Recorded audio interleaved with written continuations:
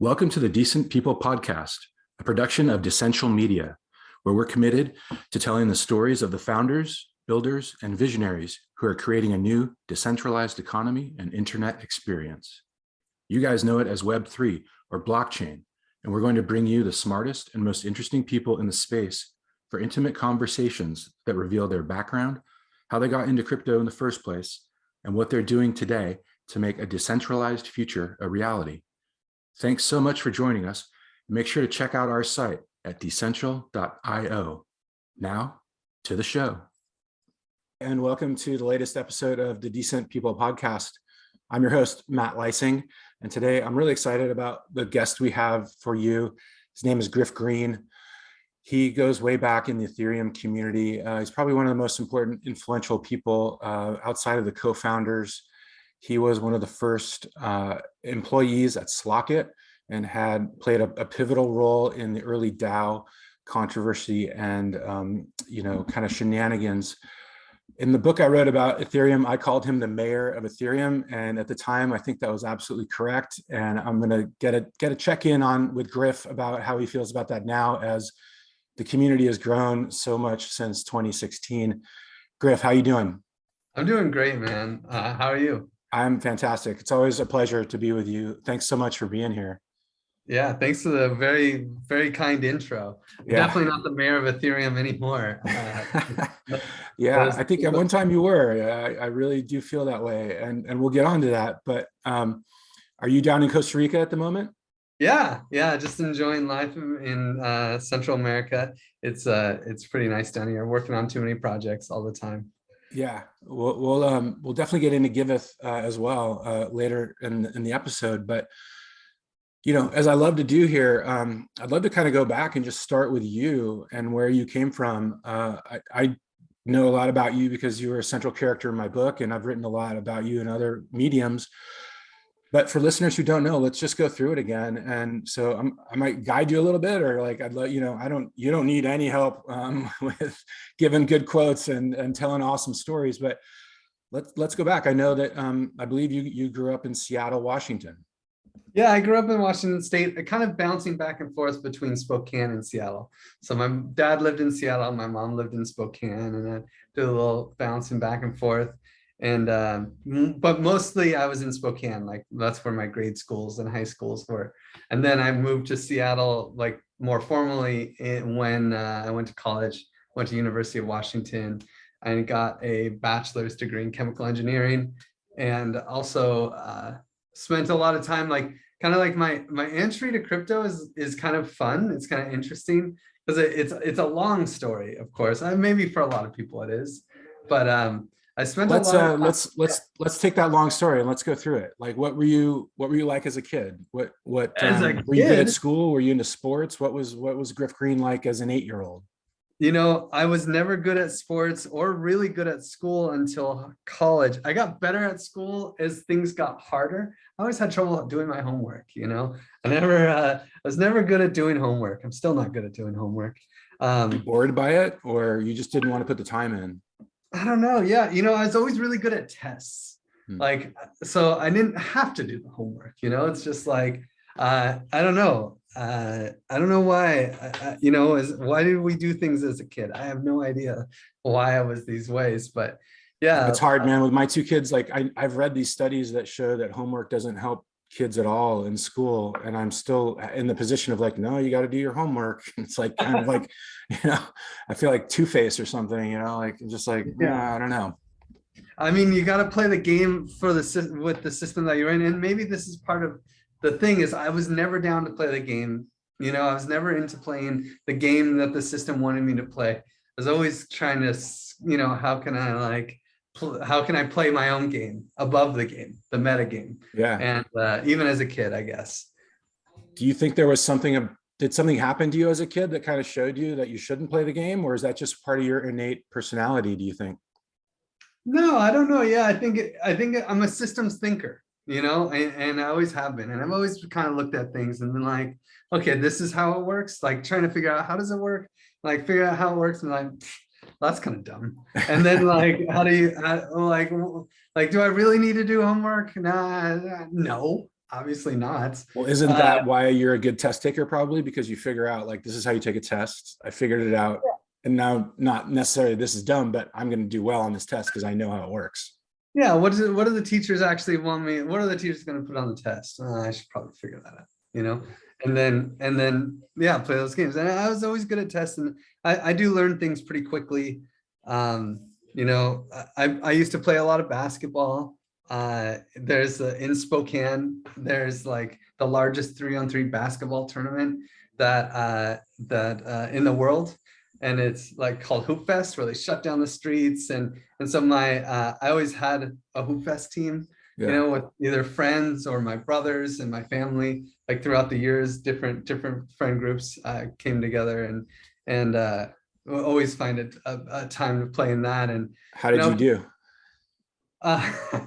You know, again, it's about working the system, right? So in Hoop Fest, it's kind of funny because they have you get a shirt if you're first place, second place, or 13th place. Really? It's like, and so because it's like double elimination, but you're guaranteed 3 games. So if you lose your first 2 games, then all the 4 teams in the 16-team bracket, the 4 teams that lose their first 2 games would go into consolation bracket, and they would win a shirt to be king of the losers, right? And so it's nice to go out with a win. So usually we would throw our first 2 games and then because I mean, I've done it the other way too, where it's like, you know, you play, and if you win every game, then you play like 6 or 7 basketball games, you know, in the weekend. If you lose one of those games, it's like you have to play like 11. Like one time we won our first game and lost our second game, and we were screwed.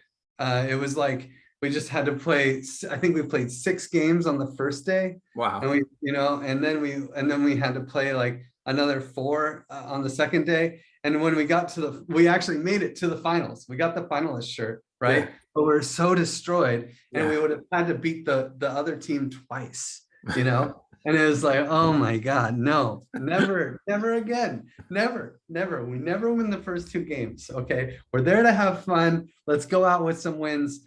But let the other 12 teams like duke it out to see who's best. Let's just go try to be the king of the losers. Yeah. You know, and it was really, in the end of the day, you want the t-shirt, right? And it's the best shirts. Yeah. It's always funny, you know? It's like, you didn't win, you know it, your friends know it, you know? You know, so yeah, those are good times for sure. Sounds like an NFT today. It would be like, you know, 3 of 3 or something. Yeah. Yeah. Didn't you play that sometimes with your brothers and your dad? Yeah, exactly. There's kind of a famous picture. I mean, we were playing it every year until COVID hit, and you know, blah blah blah, got shut down. And I actually think this is the first year that it's going, and I'm not going to play. But yeah, and there's a really nice picture of me and my family because I ordered Dow shirts to be like our team t-shirt, but it was before the hack, and Hoop Fest happened like right after the hack. And so it was like the Dow, in community we trust. No, sorry, in code we trust. Oh, God. The Dow, in code we trust. No one, of course, in Spokane had a clue what that didn't make anyone laugh. No one got it, right? Right. No one thought it was funny or anything, but I already bought the shirts, and it was like our team t-shirt, you know? So please tell me you still have those. Yeah. Actually, yeah. And I saw Christoph wearing it the other day too. Really? Yeah, there were probably only like 30 of those ever made. Right. Yeah. And we'll get into why that's kind of ironic. In code we trust in a little bit. And the Dow. But basketball was like a really big influence on you. And tell me about, like, you were also a huge Seattle Supersonics fan in the NBA. And I think that had a rather large effect on you and the kind of the trajectory that your life would take. Definitely. I would say that's kind of what really got me into crypto, indirectly, of course. In a strange way, it was an NBA basketball team that got you into crypto. Can you tell us that story? Yeah, I mean, a lot of people have probably never even heard of the Seattle Supersonics because they don't exist anymore, right? This was in like 2007 ish, maybe 2006. I can't remember exactly, but the basketball team was bought by this guy in Oklahoma City. And the guy in Oklahoma, everyone who was really following and paying attention knew he wanted to bring a team to Oklahoma City. Eventually he did. It was called, now Seattle Supersonics are called the Oklahoma City Thunder, who have gone to the finals. Maybe they won a championship. I can't remember. Probably not. I haven't been following so closely. I know they made it to the finals a couple times. And Kevin Durant and a couple other there, like really big star players were drafted by the Seattle Supersonics while I was fighting to save the team. So we started this community group called Save Our Sonics. It was originally called Save Our Sonics and Storm, but we saved the Storm. Luckily Oklahoma City is not like into the WNBA. So, so we were able to find people who would buy the Seattle Storm, and Seattle Storm is now, I mean, Sue Bird has made that really a major piece of the WNBA. But Seattle Supersonics for 2 years, we're kind of in this limbo where it's like the guy's like, oh yeah, I want to buy an arena in Seattle. It's the gateway to Asia, but no one trusted him. I didn't trust him. And so we were fighting, we actually found we started a court case because when years before the team was bought, there was an upgrade of the Key Arena where they played. And in that upgrade, they had a contract that says they have to play for 15 years. And it had only been 13 years. They had to play for 15 years in the Key Arena. Okay. It was a special clause. And so I was like, well, clearly they can't leave. That was what we found. It was like, yes, we got them. They can't leave, and you guys are just a grassroots organization. You're doing this on your spare time, right? You've got other things in your life, and you're just trying to keep your hometown basketball team from leaving. Yeah, exactly. I started working in this org when I was in chemical engineering school at UW, and I stayed in it while I graduated, and then I took the summer off to really focus on it. But then I also started working for a couple of years and maintained in this org, right? Yeah. And so when we actually had this court case, and I helped organize like a 3,000 person rally in front of the court, and we got Gary Payton and Sean Kemp, old like big time basketball stars, to come to the rally. Which was cool because I got to meet them and hang out with them, right? And so it was a huge success. Like the court case was a slam dunk. Everything was easy. And then the judge was going to give the ruling, and it was like we had a party planned, like da da da. But the day the judge is going to give the ruling, before the ruling, like a couple hours before the judge is going to give the ruling, the mayor held a press conference and basically signed the team away and said, hey, like, the guy in Oklahoma City, he's going to give the city $60 million and more if we don't get a basketball team in 5 years, and da, da, da. He had this whole agreement, and just with one stroke of the pen, the mayor kind of like undid all the good work that this grassroots organization had started, and it was just like, what the fuck? What are you kidding me? Like, is this real? Like, do we really not have any power? Some guy, like so many people, and it's like, yeah, I was a leader in that group. I wasn't the leader, just a college kid, but I was one of the leaders. I was like general of the fans and got everyone motivated, signing petitions and stuff at the games.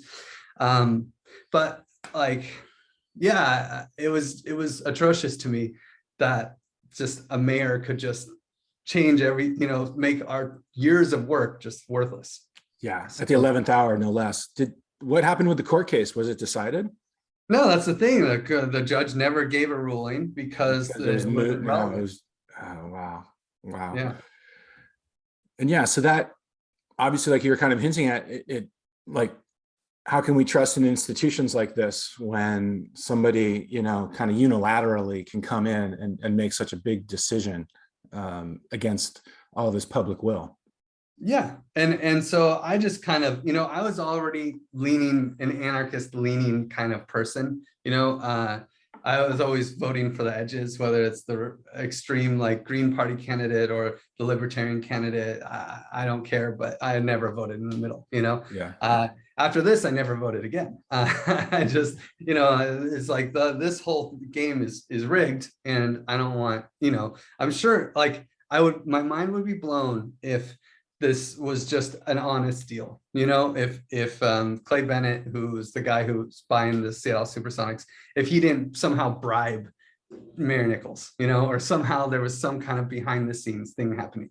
That would be a huge surprise to me if I could ever know one way or another. So, I was just like, I'm done with this. And eventually like layoffs came around in 2009, because of the whole, like, I was a chemical engineer designing power plants around the world. Like the main one I was working on was in Abu Dhabi, and it was like global recession. We had a financial crisis had hit, and everybody was taking it.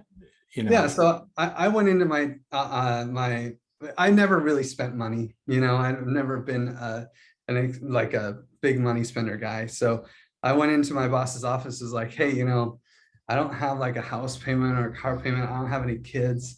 Like, I'm just saying, if you're going to lay people off, like people with kids should probably keep their jobs, right?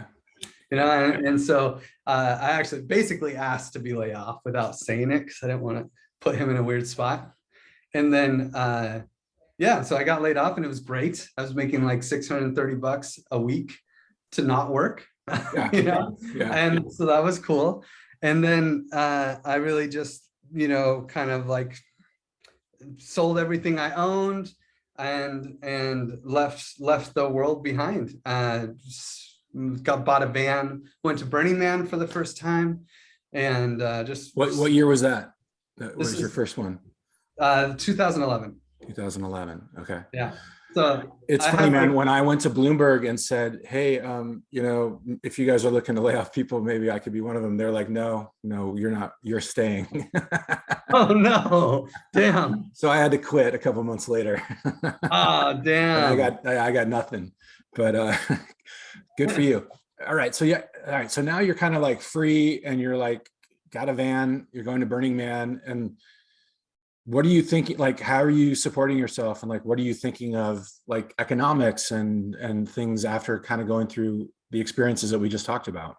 Even before the Save Our Sonics thing, I already hated the banks.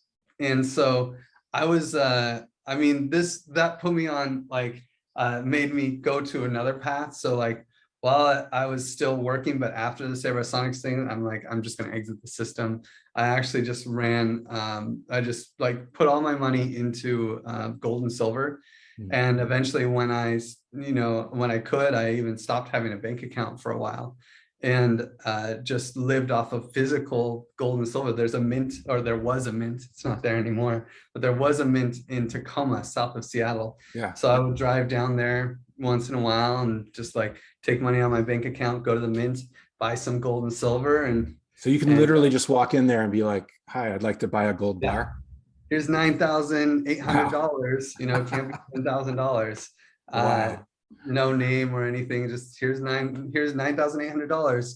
What can I get? Okay, let's finish that off with a couple silver dimes and we're good. Wow. That's so untraceable. That's amazing. Like, people think that crypto is so, nefarious, but here you are, like walking into the mint with cash and walking out with physical precious metals with absolutely no transaction record at all. Yeah, exactly. It was great. And so eventually I actually stored that with a friend, another gold bug friend, libertarian friend of mine, who we both campaigned for Ron Paul in 2008 actually together. And so he would just, anytime I needed money, first he was depositing in my bank account. Eventually I'm just like, I'm exiting the bank accounts, and so then eventually he would just actually store my gold under his bed. And when I'd send him a text or something and be like, hey, can you wire me like $1,000? And then I'd be in Cambodia or in Ecuador or in Colombia or wherever I was, and he would just wire the money. Wow. So are we in So I was in the States in 2011, roaming around, and then I went to South America, Peru, Ecuador, and Colombia, kind of bouncing around there.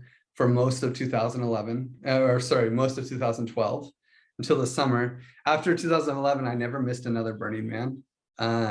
Except for the last 2 years, the COVID years, right? Yeah. But so then I went to Burning Man in the summer, stayed in the States a little bit after Burning Man, and then went to India, and Thailand, and Cambodia, and the whole Southeast Asia circuit. And so by this point, the Bitcoin white paper had been out for a while. When did you first come across it, or Bitcoin in general? I had heard about Bitcoin when it was like $5. I don't know when that was, maybe 2011 or something. And I had followed it, and I even tried to buy some, but it was like you had to wire money to Japan, to Mt. Gox. Mt. Gox, right. I wasn't into that. I was like, that's kind of the antithesis of what I'm trying to do here. So yeah, I never got any until I was in Thailand in 2013. And a friend of mine opened a Coinbase account. He figured it out because of Silk Road, right? That will motivate people. And so he was able to, I was like, you figured out Bitcoin? Amazing. Can I trade you some gold and silver for Bitcoin? Right. So I traded him $3,000 worth of gold and silver and got like $3,000 worth of Bitcoin. And it was right after. So we were watching Bitcoin go up and up and up in April 2013 for the Cyprus thing. At least that was the story at the time, was Cyprus. And so we watched it go up to 250. He's like, oh my God, I made so much money, because he bought some just to buy drugs on Silk Road. And he's like, oh my God, I just made so much money. This is crazy. I'm going to quit my job. I'm going to go right? I'm going to go on a trip. And then next day it just drops to $50, $250 to $50. And he's just like, oh my God, what happened? And so right after that is when I actually made this trade, right? Because he bought in at like $20 or $30 for Bitcoin and watched it go. And so when it got down to 80, I'm like, I'm buying. Yeah. And so he bought over the 2 days for me a couple times, and the average price was like $86. So that's hilarious that euphoria, there's a TV commercial on here in the States. I can't remember if it's Coinbase or FTX, but it's exactly that. It's this guy, he's like, I'm a millionaire. And then it's like, oh, I've got nothing. And then I'm a millionaire. And I've got nothing. And it shows him quitting his job and then going back and getting his job. It's just, anybody who's followed this for any bit of time knows that that's the cycle. But it's great to know that it goes way back to 2013, that, like you were just saying. Oh yeah. And of course, before that. Yeah. Yeah. And then then you must have kind of cottoned on to the idea oh my God, this Bitcoin, it's digital. I can have this on my phone. I don't need these metal bars, these precious metal, physical things anymore. Is that sort of what happened next? Yeah, of course. I mean, this is a lot easier than gold and silver, it's just way easier. And it was also I was interested in it and I thought it was cool, but I didn't understand the details, right? So, and for context, I bought half Bitcoin. Oh, so he sent it all to me in a BTC account, and then I left half in Bitcoin, and I put the other half into a bunch of other random coins, right? Just to diversify. Yeah. And I did way better on all the altcoins. And so April 2013, it went up to 250, down to 50, and settled at about 100 for a while, for a few months, and then went up to 1,000 at the end of the year. And I had kind of been running low on money, not out of money, but low. And so I was already starting to apply for other jobs. My thought was, I went to Australia to finish on my trip, which was really expensive at the time, 2013. It's really expensive there. And it's very hard. And I spent way too much money there. And so I was like, well, but you know what? I could get paid really well in Australia as a chemical engineer. And I heard about some algae farms that I could work at. And I was applying for jobs. I did some algae research in college and stuff. And then also with my experiences of building power plants, I thought, okay, I could combine these two, and we could do biofuel with algae and stuff like that. Yeah. And there were all sorts of cool places in Australia to do that work. So I was applying for jobs with that. And then Bitcoin went from $150 to $1,000 in about a month, or something like that. And I was like, oh my God, I can live off of this for 2 years. Yeah. I mean, 3 grand went to 25 grand, and Yeah. I lived. So I don't need So a were you job. spending, could you spend your Bitcoin then, or did you have to sell it off and then use that money to live? I was actually working as a Thai massage therapist. So I learned Thai massage in Thailand. And so I was working as a Thai masseuse in Beverly Hills and making decent money doing that. So I didn't need to sell crypto Okay. to live. I started working in LA, but my wrists were hurting, Yeah. so that's why I started applying for chemical engineering jobs. I did start buying and selling a lot after it went up to 1,000 though.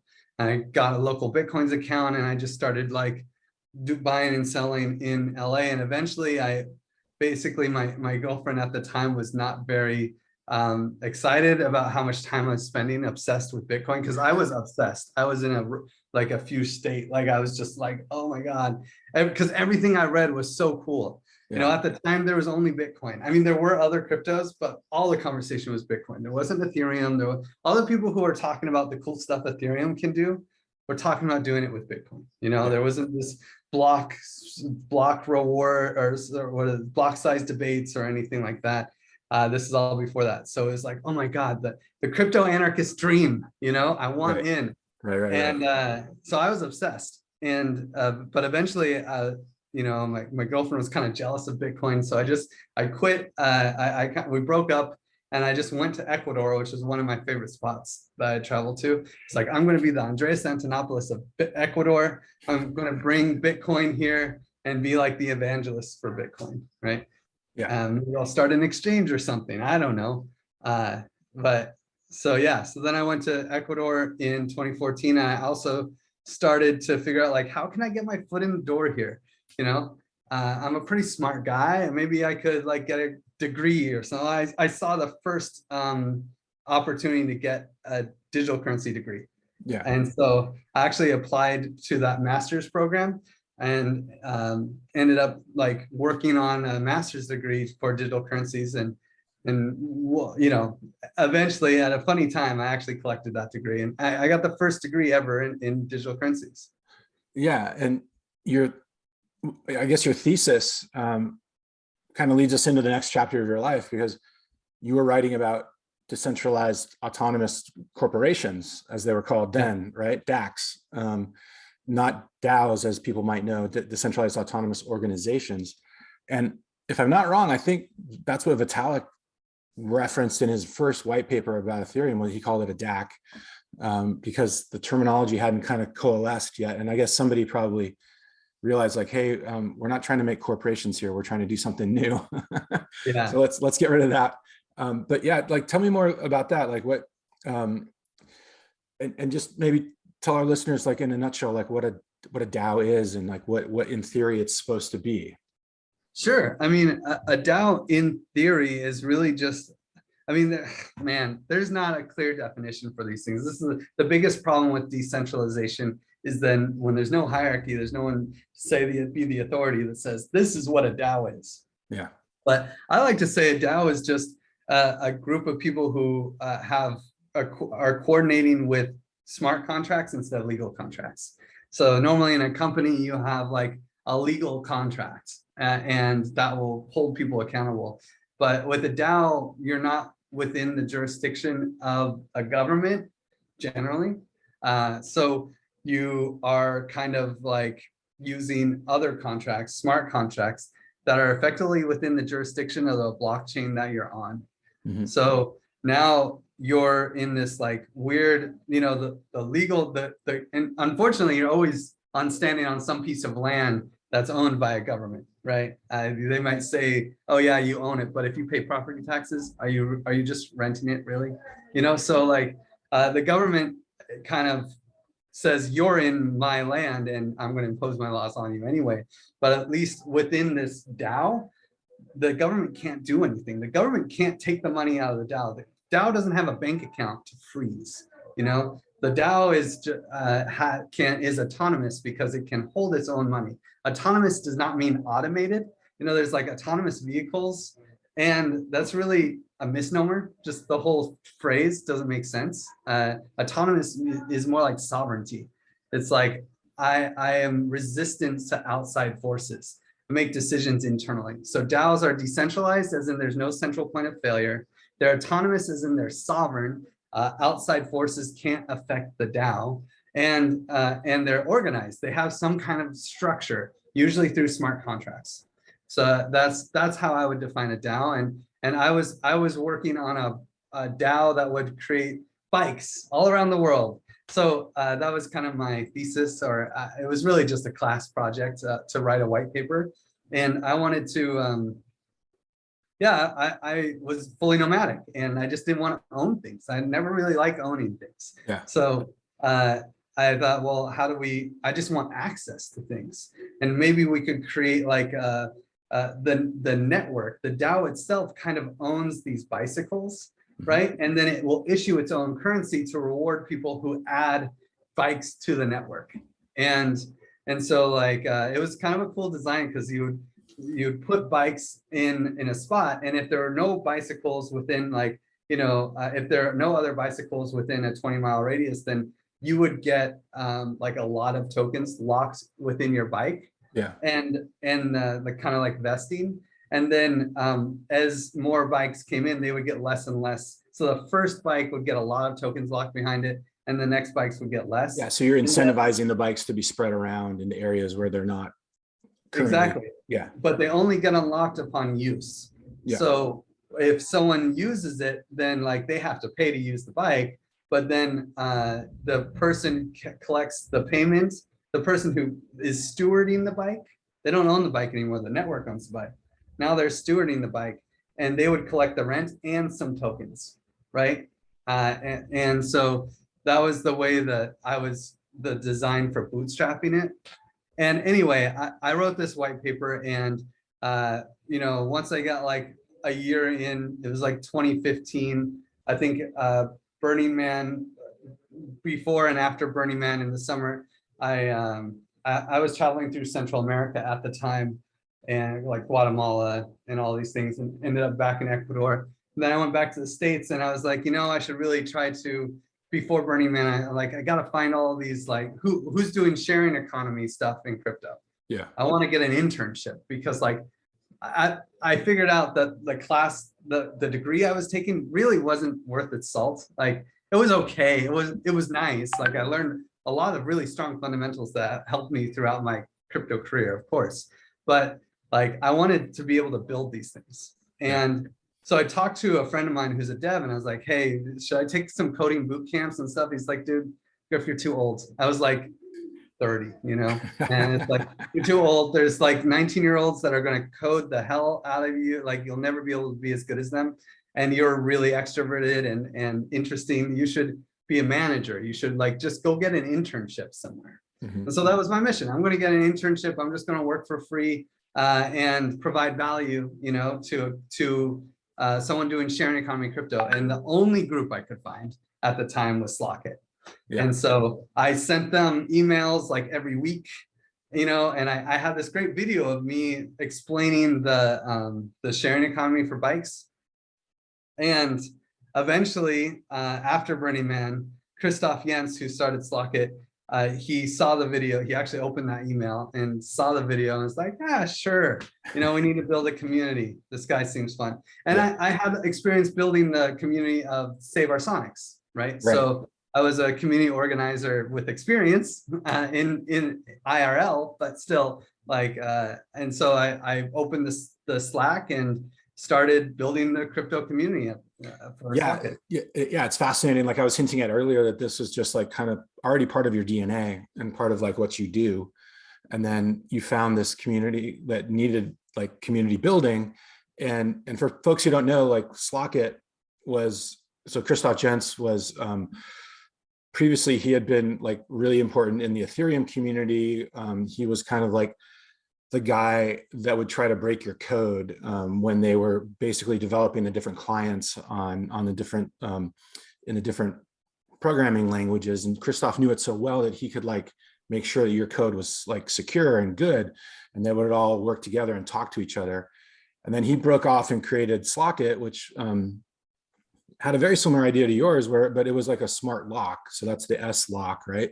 Where it would be a lock connected to the Ethereum blockchain. You could send it some ether and unlock that lock for like an hour. So maybe it's a lock on a bike in Amsterdam, or maybe it's a lock on an apartment in Paris for an evening, you know? And so that was his idea. And then as like at this point, Ethereum was like less than a year old, and everybody needed money to develop their projects. And Christoph was going through that same process.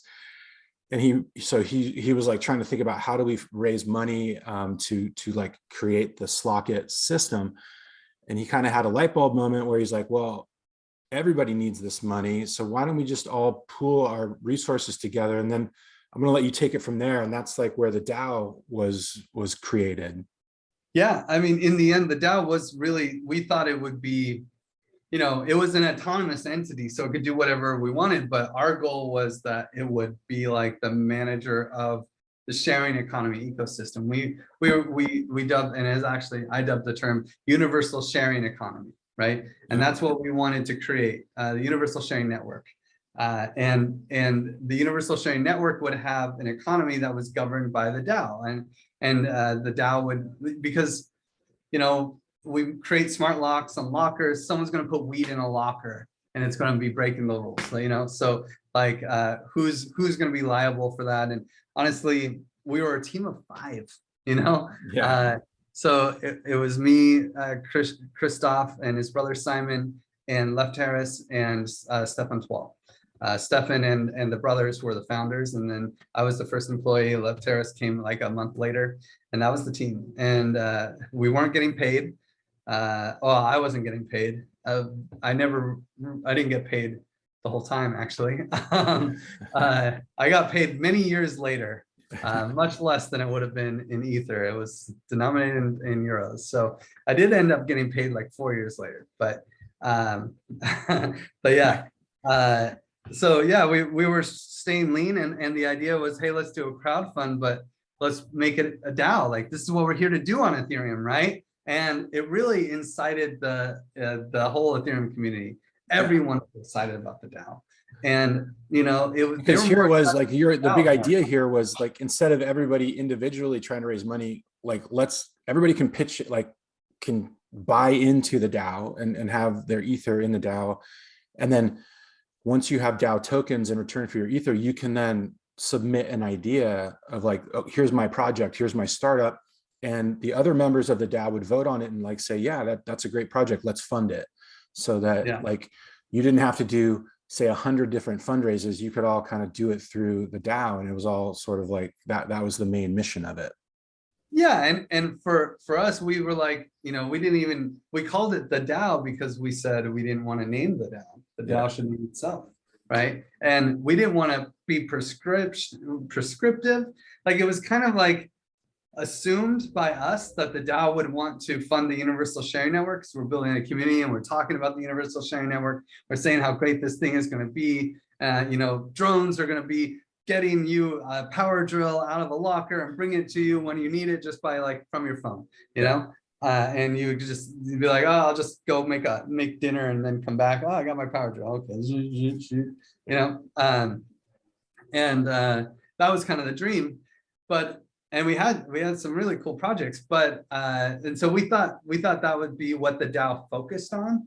But in the end, the community was like, yeah, universal sharing network, whatever. The DAO is cool. You know, everyone got excited about the DAO, and the community kind of took a mind of its own. Like, we can do all sorts of things with this DAO. It really wasn't our call. It wasn't our thought that they would do lots of things. It was what we thought was that with the DAO, the main DAO, the starter DAO would follow us with the universal sharing network. And then people who don't like the direction, they could fork off. They could split the DAO and build another sub DAO and do other things. We kind of designed the DAO to be like the Genesis DAO. I thought the name might be Genesis DAO eventually, because it was like the design of the DAO was that it would splinter and fragment into lots of small DAOs. Yeah, I was going to ask you, I know that you guys never got around to naming it, but did you have like Genesis DAO? Were there other names you were kicking around, or? I really like Chapter 57 because there's this amazing, let me see if I can pull it up. There's this amazing verse. So another thing that I when you go into bankruptcy, or? That's true. It's also a hot sauce, I think, but it's really from the Dao De Ching, or not hot sauce, barbecue sauce. But it's from the Dao De Ching. There's like one of the things that I feel like I pushed really hard during the DAO days was to call it the DAO and not DAO. At the time, it was kind of like lots of people said DAO and lots of people said DAO. And I really liked DAO because I'm a big fan of Lao Tzu's Dao De Ching. I think the Dao De Ching is great. And there's this one chapter called Chapter 57, which I'll read really quick. It's, a chapter in the Dao De Ching is like 100 words. Yeah. And I thought it really summarized like kind of the crypto anarchist movement. If you want to be a great leader, you must learn to follow the DAO. Stop trying to control. Let go of fixed plans and concepts, and the world will govern itself. The more prohibitions you have, the less virtuous people will be. The more weapons you have, the less secure people will be. The more subsidies you have, the less self-reliant people will be. Therefore, the master says, I let go of the law, and people become honest. I let go of economics, and people become prosperous. I let go of religion, and people become serene. I let go of all desire for the common good, and the good becomes common as grass. It's just really beautiful. It's just saying, listen, don't stop trying to control. The people will make the world be what they want it to be. Yeah. And I thought that really summarized the like mission of the DAO itself, to just like be something, whatever it turns out to be, bottom up. Yeah, that's amazing. And circling back to what you had, like how you'd been burned by politics and bureaucracy with the Supersonics kind of situation, this was probably, you might not have known it at the time, but it sounds like this was like exactly what you were hoping for. Something governed by the people, where the people actually had the power, and some mayor couldn't come in at the last minute and totally undo 2 years of work. Yeah. I mean, there were only 5 of us, so it's nice. I had a voice, we directed this together, as a team, of what the DAO needed to be. So it was really fun. And it really did feel like, I didn't sleep, man. I was working 80-hour weeks at least, and just so excited. I didn't need to do anything else.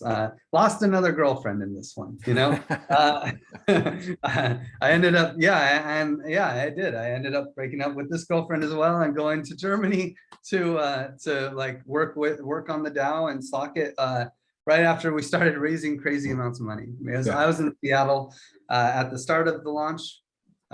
This is end of April and most of May, like all of May, we were doing the DAO fundraise, right? The DAO creation event.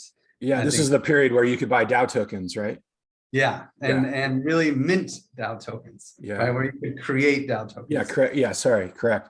Because you can buy DAO tokens today. Yeah, somebody gave me one the other day, or a while ago. It was pretty awesome. Nice. So to fast forward a little bit, that crowdfunding, CrowdRise, ended up with $150 million in the treasury of the DAO. Way more than anybody. More notable is 14% of all Ether in existence. Yeah. 14% of the market cap of Ether, which today is countless billions of dollars, Right. were in the DAO. At the time, that was only $150 million.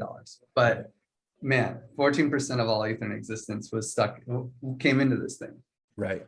And then I think it was June 17th, 2016, a Friday, it got hacked. And about a third of that was stolen in a number of hours. Yeah. you were obviously on high alert at that moment because, you know, you were one of 5 guys at Slockit, and Slockit created the DAO, even though the DAO was accepted and embraced by the entire Ethereum community. A lot of people, I think, were looking at you guys. Without getting like into the weeds too much on this, because we could talk about that episode forever, but just like, I know that like, maybe a little bit counterintuitively, you've told me before that like you felt more alive than ever in your life when that was going on.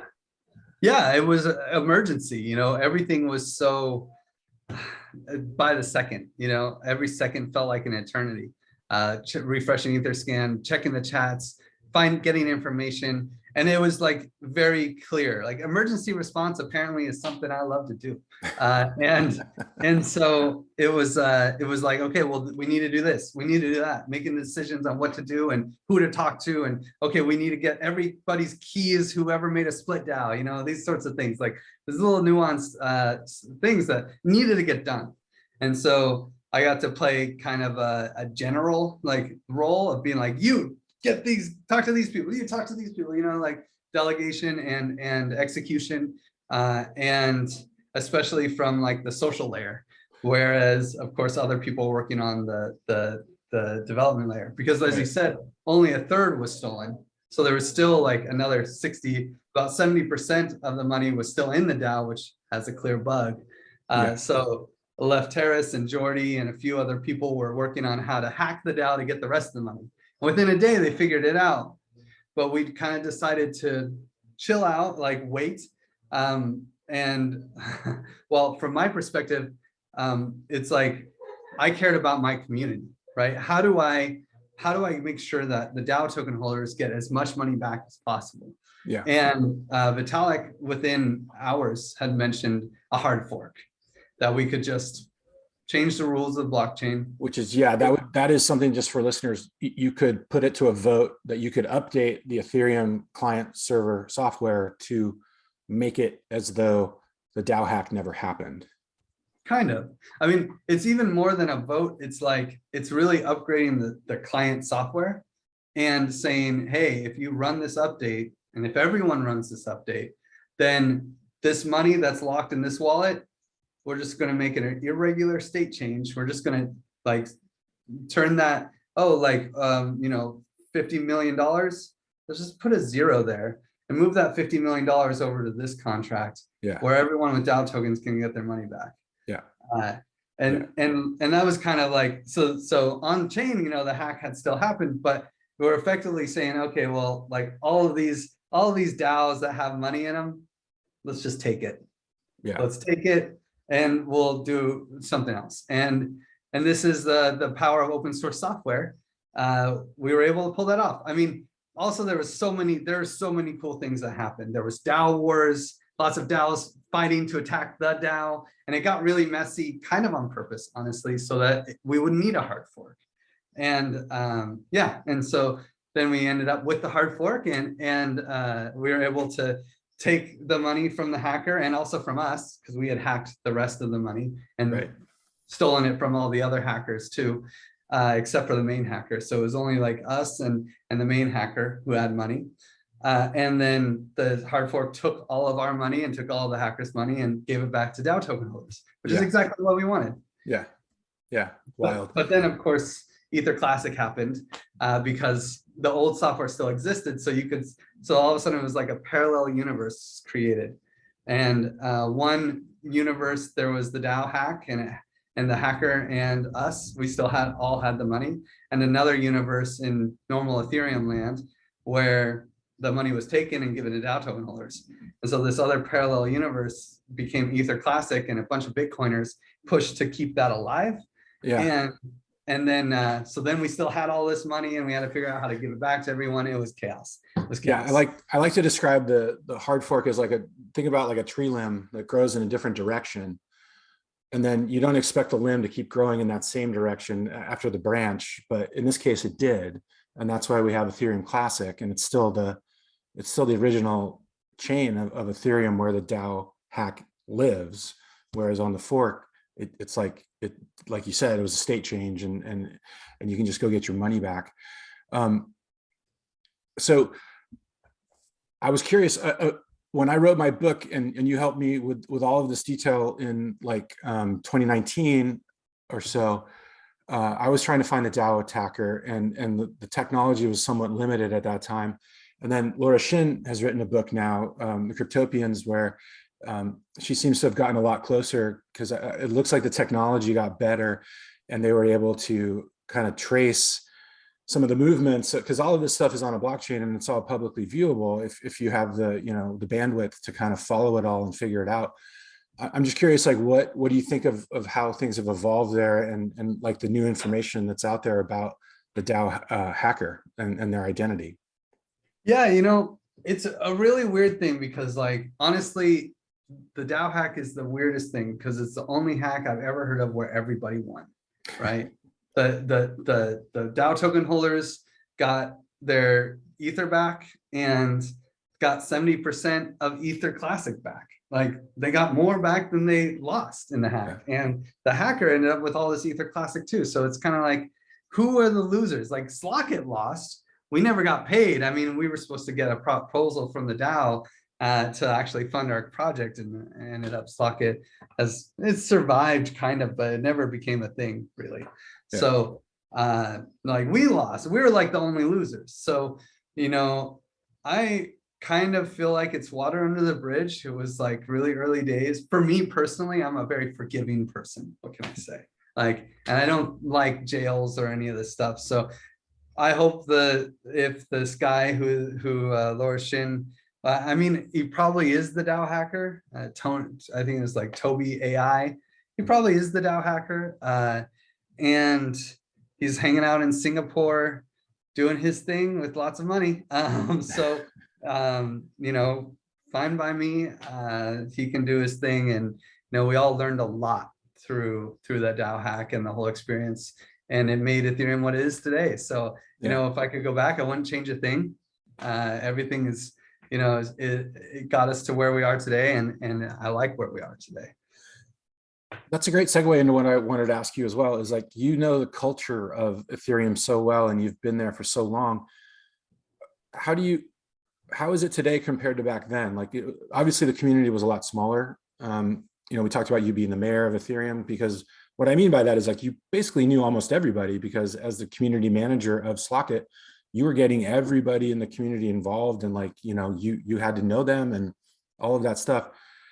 Now, 5 years, 6 years later, like, it's so much bigger, you know, like it's so much bigger. Like, how are you, what do you think about that now? Like, what's the picture for you in terms of the culture right now?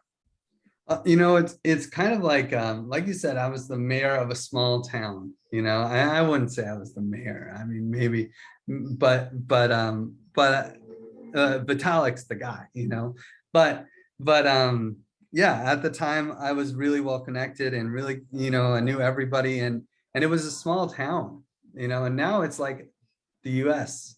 It's like there is no culture of Ethereum anymore. The culture of the US, could you really say that? Like, the culture of LA is so different than the culture of some small town in Tennessee, right? It's really not fair. It's like, yes, we all use Solidity, we all speak English, we all use the same language, we're all kind of in the same network in the United States, right? Or we're all in the same network on Ethereum, right? But it's to say that Ethereum's culture is, you know, I think that there's like strong conviction in the community around certain topics like proof of stake and these sorts of things, but there isn't, the culture is not, there is no Ethereum culture anymore. Is that like, is that a good thing for you, or like, is that a bad thing for you, or how do you like, or is it just something that needs to happen because it's, you know, everyone's focusing on scaling it and making sure that, you know, as many people as want to use it can use it?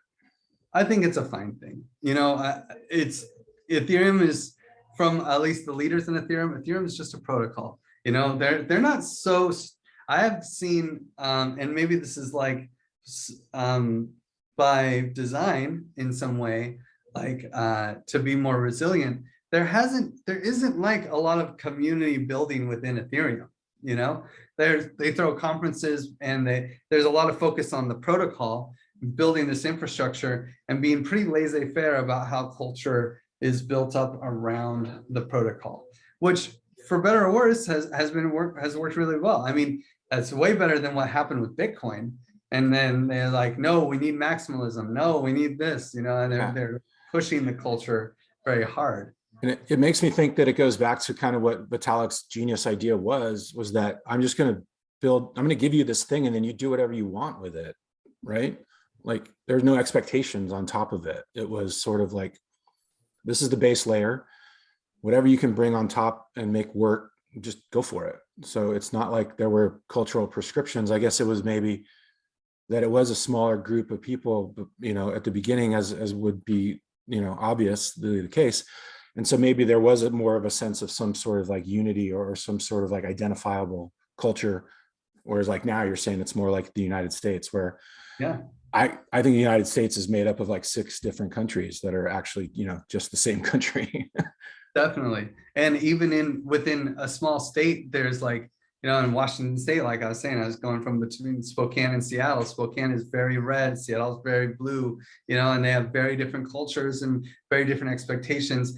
Most of Spokane is like anti-mask and, you know, a lot of like, and Seattle is like lockdown hardcore, you know, and that's in the same state, in different cities, the 2 biggest cities in the state, almost, basically, right?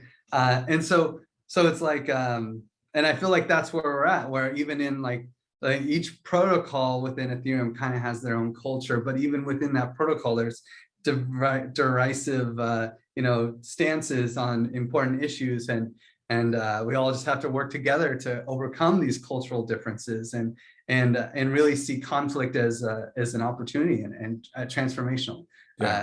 And showing that we are resilient to conflict, and that we are, you know, conflict is a good thing. It means we have diverse opinions, and that we can have this resiliency. So it's really interesting the way things, because in early Ethereum days it was all so chill. It was all so chill. All the cool people, I felt like all the cool people from Bitcoin came to Ethereum and Dogecoin. You know, those were the cool communities. They were the nice communities with nice people. And it was like I wrote a really bad smart contract, and Alex Vandesam came out of nowhere and was like, yeah, you know, this is pretty good. Let me show you how you can improve it, because it's shit. You know, he didn't say that was shit, but it was. And yet, like, if I put that in almost any other subreddit, because Reddit at the time was everything in crypto, right. If I put that in any other subreddit, I would have been destroyed. Everyone would have attacked me like, this is crap. What are you doing? What a waste of space. No one read this. This is not how you do things here. Yeah. You know? So yeah, and it was just a lovey-dovey happy place, and full of like unicorn memes and stuff like that. Yeah, exactly. Questionable fashion choices. Yeah, just real quickly, but I mean, the power of it though is also like what you're doing with Giveth now. That's your new project. It's not new to you, but it's what you did after Slockit. Is because of this kind of protocol, and because of the money, you know, that programmable money, and the way that Ethereum works, is you're working on giving communities the tools to like step in for when governments or maybe charities aren't actually working, and like incentivizing people to make like changes that are necessary on the ground. With Giveth, so can you just tell us a little bit about that? And I called you, or you called yourself last time we spoke, a crypto anarchist, and that you're interested in overthrowing governments, but not really overthrowing them, just like figuring out how do we replace the services that governments can't really like fulfill for people who need it. Yeah, you know, revolution is not the way. Like, was there a smartphone revolution? Did we take arms to make smartphones better than, you know, and everyone start using smartphone instead of using like the flip phones, you know, the dumb phones? Yeah. No, it wasn't a revolution. It was just an evolution. It was like, oh, we made something better. And now no one uses those old phones. I mean, some people do, of course. I have friends, you know, very privacy-centric friends that still use those phones, but like pretty much everyone's got one of these in their hands, and it didn't take a war. And I think that's the way, you know, we can't just overthrow governments and then replace them with another government and think we solved a problem. That's not going to solve anything. We have to figure out how can we like in the end, what are governments actually providing? What value are they providing? Why are they so sticky? Because they're actually providing value. I know you may not think it, but man, these roads are pretty nice, right? At least, well, not here in Costa Rica, but in the States they are. And basically governments and nonprofits fulfill a non-excludable value. If you can exclude people from something, then you can create a business model around it. Think of a movie theater versus a movie in a park. Movie theater, you can sell tickets. What's the value of a movie theater? Well, people are entertained by watching a movie, but you can exclude people from watching that movie on a very nice big screen in a very nice room. You can exclude them from that value, so you can create a business around it. If you want to throw a movie in a park, you can have a really nice big screen. You could have like a really cool vibe. You could be serving drinks. It would be great. But why would people buy a ticket? They can just walk in and sit there. It's non-excludable. But the value is the same. In fact, I would argue the value is more because it's like a community building opportunity. And people don't have to pay, and there's something nice when money's not touching things. There's just higher vibes. And so like there's actually value being created by that movie in the park, but the people throwing the movie have to ask for donations, and it doesn't work. And governments now, they're trying to provide movie in the park. They could use tax money to provide movie in the park, but how do they get the tax money? As I say, like, listen, give me your money or I'll take your house, right? Like it's really not a clean system. The system, it has huge issues. How can we build systems that can provide the same value, this non-excludable value, where they're actually regenerative, where it's like the people who are creating that value are fairly rewarded for creating that value? And how can we create entrepreneurial opportunities where people can create non-excludable value?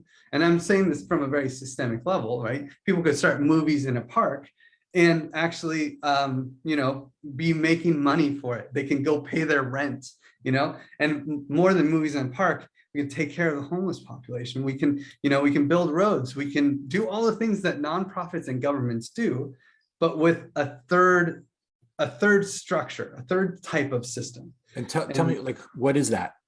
How do you pay somebody for helping like solve the homelessness crisis? It's the same way that Bitcoin works and Ethereum works. Issuance, moving from the base layer of a business model where you have to take in revenue and then you have to spend less than your revenue, so you take that profit and now people can pay their house, right? Pay their mortgage. Instead of that, actually using issuance. So if you don't exclude people, you don't have customers, so you don't really have revenue. But you can actually just print the money effectively. But now you have to, with the issuance, now you have to balance out with demand. So you create supply. How do you use demand to make that supply valuable? Right. And that's the challenge. So instead of using business models, we use economic models, and we use issuance, and we issue tokens to the group that is throwing the movie in the park, right? And the people who bring the projector and the projector screen, they all get some tokens, right? And now, if you look at governments, like, how are they really run? Like, why would Donald Trump and Joe Biden spend billions upon billions of dollars to get a $400K a year job, right? Yeah. There must be some value in being the president that's not quite quantified in the financial realm. And so it's really about playing with this qualitative value, which I would say is effectively the power to decide how public goods are offered to the community. And even though it's not quantifiable on a spreadsheet, the value is there, and it's proven by elected officials spending more money to have that power than they actually get paid in their job, right? So that value exists. It's just not easy to quantify. And so what I would say is, now the people who are running the movie in the park, they get tokens, right? And they can sell those tokens to the people who want to decide what movies get played, which park does the movie get thrown in next? So you create this, now the people who have the tokens get to decide, yeah, you know what, I want to see Wayne's World in the park down the street. Okay, cool, dude. Like if you really want that to happen, you better buy more tokens, because no one else wants that. No one else wants that. So you're going to need to buy a lot of tokens to make that happen. And so now you've created demand through governance, actually. And this is the idea of a governance token, right? So it's, to play devil's advocate, it's a little bit like selling tickets to a movie theater, but you don't get to choose the movie when you buy a movie ticket. And so there's extra things on top of it as well. Yeah, it's more like buying tickets to own a movie theater. Okay. Right, because the owner gets to decide what movies are there. The owner gets to decide where he builds the movie theater. The owner gets to decide all of these things, right? And the owner also gets this revenue. Now we're cutting out the revenue, but in the end, it's still, I mean, like, just to be, yeah, like, it's still basically like, if you look at Amazon stock or any of these other kind of stock things, the shareholders, like what happened with Elon Musk recently with Twitter, he bought a bunch of Twitter stock and said, yo, I want this, I want to own it, I want to buy more, I'm going to buy all the stock from everybody, let's do this. Yeah. You know, and then he gets to control Twitter.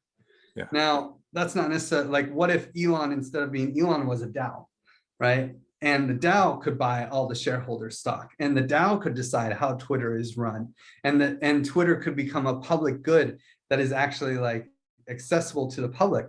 They can have open debates instead of just Elon Musk or whoever runs it now, the shareholders that run it now in back rooms deciding what happens. We'd bring that up to the forefront and say, like, Twitter is a public good that people get to hear about how decisions are made and why, and debate them and be part of the discussion.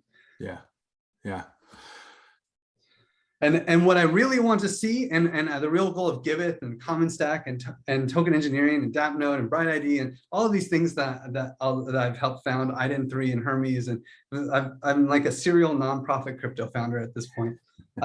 There's like, the goal is to create competing microeconomies to provide public services.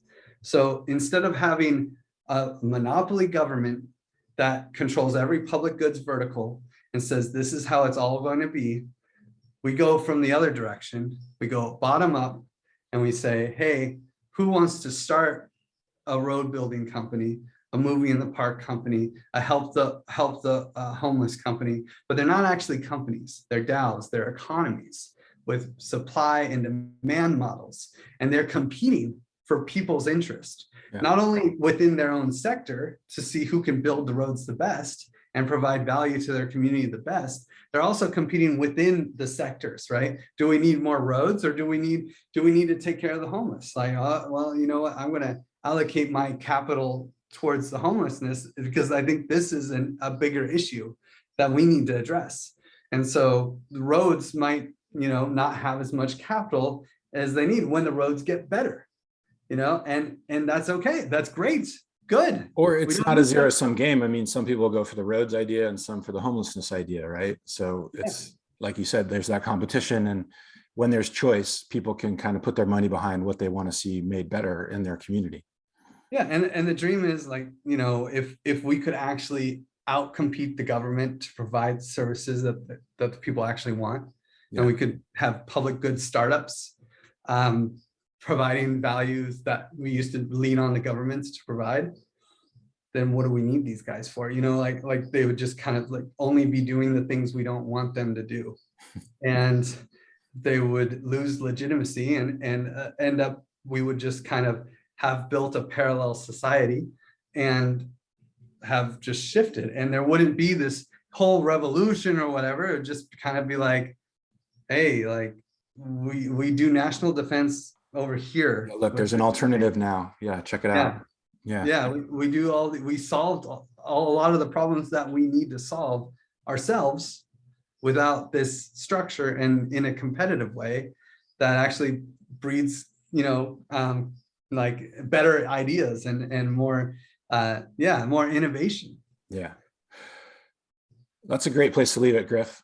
Thank you so much for all the time today. Fascinating. I love talking to you. Every time I learn something new. And yeah, here's to everything you said, and here's to give it, and good luck, man. Thank you so much for being here.